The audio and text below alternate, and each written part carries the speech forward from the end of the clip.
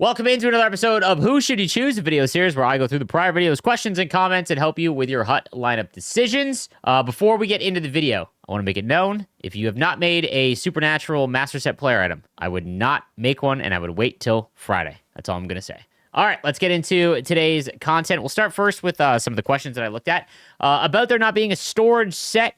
If you are not going after team builders, use that set as your storage set. Just what I'm doing. Hope it helps. Yeah, you can use other sets, guys, to kind of lock your cards in so that you're not using them in other places. I think that when they do their first patch, they'll probably put the storage set back in. So, hey, slaves, I wanted to comment on the XFactor Packs. I work offshore 3 weeks on and off without a way to play when I'm away. So trying to keep up with chasing some of this stuff is hard.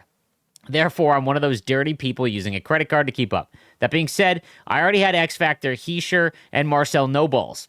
I opened the red XFactor pack from the store, got Heisher again. And then I opened all 3 green packs and got Marcel No Balls 3 times.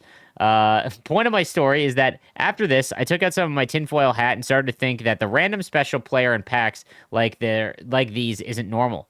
Or isn't random. Somehow, it may be predetermined this is the card your account will receive if opening these packs, and if you open 10 in a row, it'd be the same player. So I could totally understand that, because I know a lot of people that commented on my video being like, when I said buy these packs, that got 3 or 4 Marcel Nobels. Regardless if you got duplicates, guys, you still saved a ton of value eventually, but obviously it sucks that you got the same ones, right? What I'll say is I opened up 4, and I got 3 different ones. So it is lucky. You just got super unlucky. I would like to say I'm a good NHL player. I'm a high Div 2, finished around 14, 15 wins and champs every week last year. One thing I will say about this year is the gameplay is so tilting. I can't tell you how many times I completely outplay and outshoot a player for them to just get bailout goals and barely win. Has anyone else experienced this? It feels like the whole world is against you when playing online, and it can be so frustrating. I love hockey and the NHL franchise, but it's becoming increasingly frustrating to play the game I used to love. If you are in Division 2, you are in the hardest section because you are not a Division 1 player, and you are going to match up against Division 1 players or people that are right on the cusp. So as someone who plays in high Division 2, I can understand your frustration. Here's the thing. You're stuck in Division 2, which means that you are going to have games or times where you win 4 in a row, and then you're going to have times where you lose 4 in a row. That's how skill-based matchmaking works. It's designed to make you go 500. If you won every single game, you'd be in Division 1, and if you lost every single game, you'd be in Division 3. The exhausting part, I had this talk on stream, is that because of skill-based matchmaking, no one wants to get home from work and play 5 games against equally skilled players and just get smoked because you're not having your best game, right? Because what you're capable of is just as much as whoever you match up with if you play your best game. And that can be frustrating, right? When you get tilted like this, I would take a break. Go and play a different game. Go and play World of Shell. Go and play franchise mode. It's I know the FOMO that sports games and Ultimate Team games and video games in general create, but when you find yourself angry because you played a video game, that's when you got to take a break. And sometimes it's really hard to do that because the game is engineered to make sure that you got to play more games, right? So, hey, slaves, going back to the episode 16 when you talked about getting Rivals packs is the same rush as gambling, I completely agree, and I've started to spend my coins to try out new players, and it is so much more enjoyable. Thanks for the help. Keep up the great vids. We saved someone, fellas. We saved someone. Let's go. Halen, absolutely love to see that. Spend your coins. Try out cards. All right. Justin, the NHL community is so nice and humble. I'm guessing because most of us are Canadian. Anyways, love the vids. Keep it up. Brother, I don't know how you found the nice and humble part of the community. I love that. There's a lot of people from my community that are, but man, you're dodging all the toxic ones. I love that for you. Hey, slaves, I really enjoy this series, whether you're specifically answering questions or just yapping. My question is, have you considered making actual tier lists whenever event cards come out? I know you normally break down the cards in detail in your videos, but I think a visible tier list would be a good resource for the community. I kind of do that. I ranked the cover at... Did I do that? Yeah, I did. Yeah, I did. I did tier lists for... Maybe I didn't. I'm having a hard time making all the videos that I want to make. I will have a tier list for the Supernatural event that comes out on Friday. I think what I'll do is I'll save the tier list videos for when all of the MSPs are out, as opposed to doing it the first week and then the second week, okay? But thank you for watching. Okay, Hey, slaves, watched you since NHL 21. Just need to vent about wildcard. The only reason I've completed the reward path each week is thanks to your videos, these yapping videos in particular. But I'll put it on and in the background in order to stay sane while playing with borderline useless cards, barely making it above 80 speed. It's just so unfathomably jarring repeating the process for 20 games. I think the structure of the mode is fine and like the way the rewards work, as opposed to how Rush was. The mode, however, feels way too slow and sluggish with the low overall players and the fact that even in a 3-minute period, all 4 lines run out of stamina after 2 minutes. You get one rush with your best lines, and if you lose the puck, you need to back check or take a hit, it's game over for that line. I don't know how the sliders for this mode is set, but Wildcard seems like a mode that it should be arcadey in my opinion. If not, then they at least need to bump up the overalls on your team. I don't know how it feels for you guys, but for me, it's to the point where I almost don't even think the reward at the end is worth suffering through 20 games. I guess you could call my comment yapping as well, but I think it just fits the current structure of your videos. Keep up the great work. 100% agree. Wildcard being skill-based matchmaking is simply insane to me. I've also said every single week that a new wildcard has come out to let us use the good cards. I don't understand in a mode where it is we are rubber banded against each other, so everyone's team is roughly the same overall. What is the harm in letting us try out all of the good cards? I think every MSP should be in the wild card, like a draft or usable. And then event cards should be tied in. So it should be like, if the supernatural event is on right now, let us use all of the supernatural cards in the draft. So maybe you choose four MSPs, and then the rest is all just the 80 and above cards that you can pack and whatnot. So I've said this every single week. I don't know what the issue is. I don't know if it's like a time commitment where they got to set the cards in the draft up and they just kind of set it and forget it. I don't know what it is, but it's super annoying and dumb. And I agree there is ways that they can improve wildcard, and they need to, in my opinion. The skill-based matchmaking wildcard is just blows my mind. Hey, Sleeves, can confirm as a less than 10-hour-a-week player that you absolutely can finish all objectives in the time period. I work 40 hours a week, limiting my time to 1 hour each weeknight and 5 if I'm lucky across the whole weekend. I managed to finish all objective paths each week and have a pretty solid team as a no-money-spent player. My question is, as someone going for hologram icons, do you see a major advantage of choosing modern versus vintage or just personal preference? Just wondering if one seems better to offer a stronger selection. They've done a good job at making all of the holograms roughly the same in terms of like attributes and everything like that. Like Gretzky and Mario are fine. So is Lindstrom. So is Bobby Orr. Like, I think the base icons, so the ones that the 83s that you make along the way, are better with the modern selection, but the holograms at the end, like Orr, Lemieux, Gretzky, I still think they're slightly better. So I think that the end game, it's better to go with the vintage, but the way to get there isn't as good as if you went modern, because modern has like Brindamore, for example. So, hey, Slaves, got a question about Team of the Week and Game Breaker collectibles. Do they stack to the next week? Yes, you could just save these 3 weeks of Team of the Week collectibles, and then next week, if an 85 comes out that you like, you could make that discount and go and do that. So, Fittis says, hey, Slaves, I'm a Hawks fan first and a Canucks fan second. I don't know how that works, but I currently have enough fodder for around 70 collectibles, and I'm not confident in getting enough for 2 fantasy cards. You're so close. I would assume that they give you enough. Do I get Garland, who is my favorite Canuck, or hold up for week 2? Always make your favorite player, and Garland, in my opinion, is the best one to make still. Slaves, you are the GOAT. Love the vids. I emptied my squad and have almost enough collectibles to do 1 fantasy player. Do you think Garland is worth it, or should I risk it for a better player in week 2? If you emptied out your team, that means that the card that you make has to make your team, which limits you to Mittelstadt, Garland, or Sanheim. There's a couple others that could probably make your team as well, but those are the main ones. Garland is the safest. That Garland is Teuvo Teravainen from NHL 24, which was great during the run, but then at the end game, Teravainen was like not as good because when everyone else got up there, he was smaller and things like that. But Garland is the one I would probably still make. Hey, Slaves, I'm a no money spent player and got 15 wins in champs last week. Will probably continue to average around the same and get the champs players. My question is, what event should I hold out for? I'm not a huge fan of the next gen event unless Bedard has an MSP. Your favorite players, man. If you're someone who gets 15 wins, then that means that you're probably someone who is trapped into, I got to have the best cards. But if you're not sure what you're holding your cards for, like I said, you strike me as someone that probably needs to try and buy cards and try them out and not be scared that you're going to lose all your coins doing so, right? So that's what I'd recommend, right? Like if you mentioned that unless Bedard or a Habs MSP, which means that there are players and teams that you care about, go and look when one of those players or teams gets a card and try it out regardless of the cost.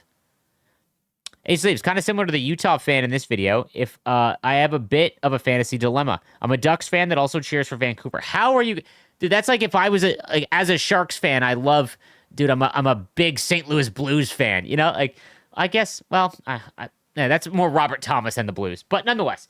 If we somehow are given 16 more fantasy collectibles next week, I'm likely able to afford both Garland and the assumed Anaheim player. My guess is Strome or Killorn. Dude, McTavish. My issue is that if we don't get 60 more collectibles, it's going to be real close. As much as I prefer the Ducks, I don't have a ton of confidence in who they choose, and getting 99 and Garland seemed like a slam dunk. P.S. The reason I think it's Strome or Killorn is just the 20-goal idea, and I doubt they choose a rookie or 2-year guy like McTavish for Toronto was last year. Fowler was before that. If it's Strome or Killorn, I hope it's Strome, former Niagara Ice Dog, but would Garland at 99 and the advantage that you get because he's a good card outweigh if you got Strome or Killorn? And if it wasn't Strome or Killorn and they went McTavish or Minchikov, well, Minchikov already got one 2 years ago, but a card that is more exciting, what would you want? That's what I would do. For icon passing, do you already remember which positions are which icons, or do you personally have to look at the icon? I find that when using it, the extra section of looking messes with me. Thanks. So what I do is when I'm cycling around the net, I know it's square X that's going to be my defenseman, and that's usually the player you're trying to set a pass to in this game. So what I would do is when you're cycling behind the net, hold down our. I'm always holding right trigger, but that's a pro style of like playing the game that was a habit from prior years. You always cook your pass. So I'm always holding it. But when you're cycling behind the net, look at the defenseman and what the button is, and then you can just kind of set it and forget it. You know, right? Eventually, once you've done that, you will get the hang of it. I don't pass to forwards with the one-touch passing unless it's a breakout. Like if I'm breaking the puck out, I will. Hey, Slaves, I made Fantasy O'Reilly because I'm a huge Predators fan. I made him Tuesday morning, and he scored that night. While I cheer for every Preds goal, that one was a little more exciting. That's why, especially for this event, you should make your favorite players. Like I said, this is why this event, ever since it came out in NHL 20, has been my favorite event in Hut. It is the best one because it gets people to watch more hockey. I feel like too many of us are addicted to this game, and we don't watch enough real-life hockey. 100% agree. The Sharks are going to stink, but if it's Tyler Toffoli, I'm going to have a blast watching it. Hey, Sleeves, 2 questions for you. Do you feel like they're not rewarding real-life play this year? Not seeing cards for people with 3 points in a night or just a big game? Second, my favorite cards last year were the next-gen cards that came out based on Junior. Noah Dobson had a great one, alumni getting them. So many good ones with custom stats. No cards this year have custom stats, I think, but I just hope they bring back these. They really make you like someone more because they played somewhere nearby, which makes you appreciate them, and not them then because they play on the red QC shitter team. Okay, so your first question, that is because they went to the 3-day-a-week cycle, and the thing that got hammered the most with the 3-day-a-week content cycle is that they don't just have more cards coming out because they've missed 2 days of content now. They usually would fill those with European players, things like that, or junior players, and I miss that as someone who, does content for the Niagara Ice Dogs. I love the Niagara Ice Dogs, obviously. So I would love to see like a Dougie Hamilton or a Pietrangelo card. Your next question, 100%. When the next gen event comes out, I hope they do stat those cards out based on their junior performance. Like, trying to think of a good example, but like Bissonnette was pretty good offensively, so they came out with a Paul Bissonnette CHL card. That'd be kind of cool, right? Because it'd be more offensive than what he ended up becoming. Hey, Slaves, I just wanted to say thanks. I gambled on the 16 collectible pack and I got Garland. Let's go, dude.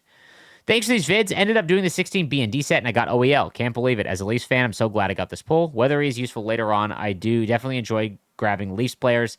Again, always best when you end up with your favorite players.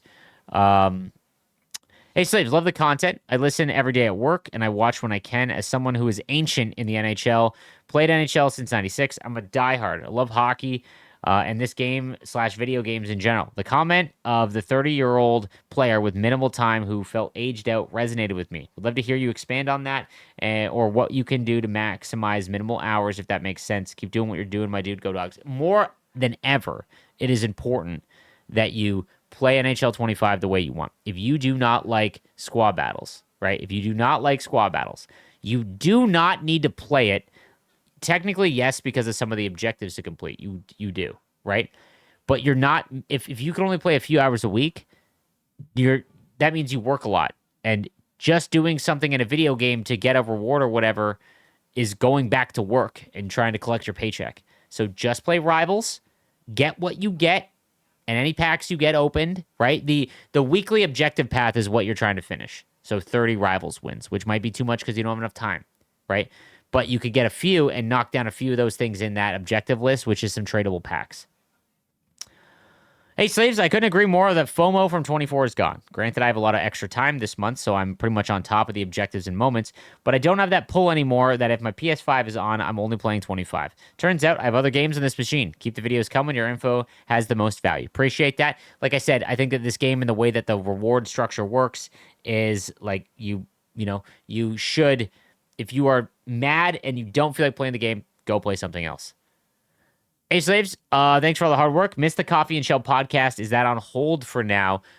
Me and Stu just haven't had a lot of time. We're recording an episode this week, so it will be out on Saturday afternoon, maybe Sunday. Hey, Slaves, I was wondering why Miro and not Fox. Thanks for the great work. Simply because of Cover Makar. I think that if you didn't have Cover Makar, there's more of a conversation to be had. But if you had Cover Makar and you got Fox, one of them is going to your second pair. And like if you're spending, whatever the value is, 700,000 coins, not having a first-line player just kind of stinks. A fellow Civ fan, I've been playing Civ since Basic Nintendo, arguably the best game franchise ever made. I love Civilization. Hey, Slaves, hope all is well. Hope your father journey is going well. I did the 16 collectible fantasy and got Palmieri. Do you think I should make the Flyers defender over the Avs guy? I know you said the defender is more important. More than Middlestad, all things considered, I would probably bank on Sanheim more than Middlestad just simply because he's so good already. Like, he could not score for a month, and you've got a great card still. No money spent Avs fan. I have roughly 56 collectibles this first week. Do I do the B&D set and make Middlestad, or just make Middlestad and save the collectibles to make another player I want? Middlestad is one of the best ones, so I would just make Middlestad and then wait for week 2.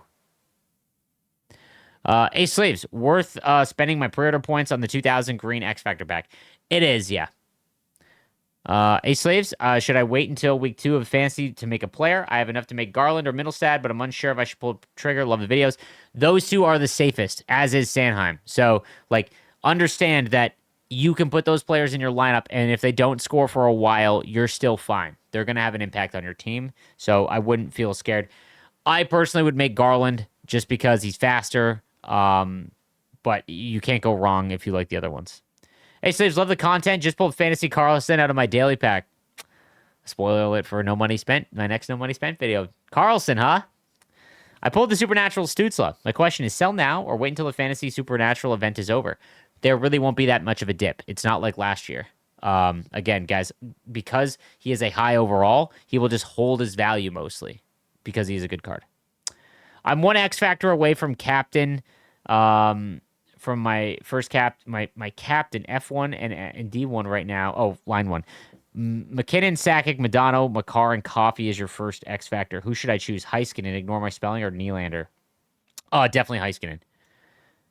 Please answer this. How do you get the milestone Sidney Crosby without spending money? You buy him from the auction house. So this would be, you're a perfect example of someone, if you've been selling everything, and not spending it on set fodder to make collections, go and look in the auction house. Crosby's going to be a couple 100,000 coins. It's okay. Go buy them and use them. I'm so unlucky. I bought 3 of those XFactor packs from the store. All 3 had Marcel Nobels. I already have Heiskanen, so I won't risk a 4th. Yeah, I don't risk a 4th. I have 40 fantasy collectibles I'm holding on to. I did the 16 pack for a random and got Forsling. Sanheim looks sick, but I want to wait and see if I can do anything random, then get more collectibles to make a 3rd fantasy. That's probably the play. Hey, Sleeps, thanks for answering my question. I'll definitely just pace myself with playing. I picked up Life is Strange, double exposure, which is a pretty sweet game. I'll have to check out Civ. My one friend says he's a huge fan of it. As for streaming, I feel like streaming could be super fun. Just a tad nervous to start. I posted some contents videos up, just unsure what else to post. Thanks again for answering my question. Appreciate it. Hope you're having a great week. Coolin', killing it. Coolin'. Bro, dude, like I said, man, there's lots of people that would love to hear your takes and chill watching you stream. To hear your very positive, usually feedback on things in the game. So what I'd recommend is don't try and force it into your life. Whatever days that you work, all right, whatever days you work, find a few days that you know every week that guaranteed that you could stream, and then start being consistent on those days. And I guarantee you, you'll get a following pretty quickly. So, all right, that's going to do it for episode 18 of Who Should You Choose. Thank you guys again for watching. Don't forget to come check out the live stream tomorrow as week 2 of the fantasy and supernatural event drop. You specifically don't want to miss the fantasy event. It is going to be a banger. I'll see you guys tomorrow.